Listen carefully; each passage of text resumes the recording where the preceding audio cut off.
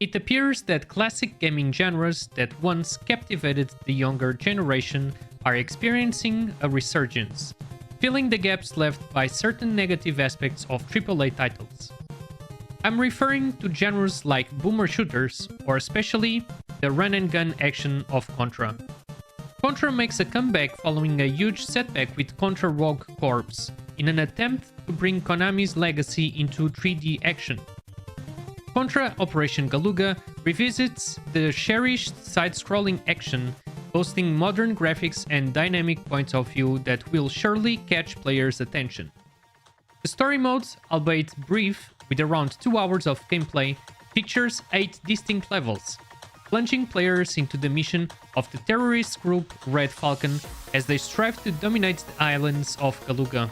The primary goal of the Contra group is to dismantle this operation and foil their plans for control over this strategically vital location. Something peculiar is happening on this island near New Zealand, with the noticeable presence of alien beings hell-bent on eradicating all human life.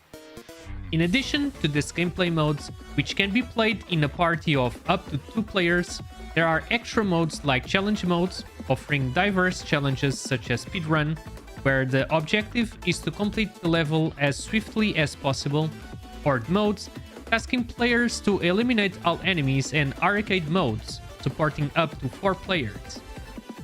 Regrettably, this is solely available in local multiplayer modes. Also, the inclusion of a perk shop allows players to acquire new characters and perks to enhance their runs. Controls work flawlessly, as expected from a way-forward title, renowned for titles like River City Girls and the Shantae series. Throughout level progression, players will encounter the iconic weapon pickups floating above their heads, facilitating confrontations with enemies. Classic attack types are also back, alongside new additions and enhancements obtained during the run by collecting the same attack twice. Certain characters possess specific abilities, like a grappling hook or double jump, as well as unique attack types for each weapon. Concerning weapons, activating the mechanical overload of each weapon triggers its specific effects for a brief duration. These effects are mostly defensive, resulting in various shields effects, either around the player or creating a barrier in the direction it was placed. Operation Galuga levels left some room for improvements. Some are overly lengthy, checkpoints are often too sparse, and even on normal difficulty, the challenge is notably high. While this might partly be attributed to the player's skill, it's worth mentioning.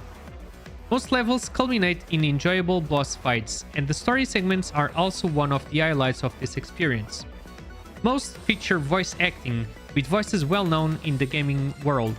For example, Steve Blum from Yakuza, and are presented in comic book style panels at certain points.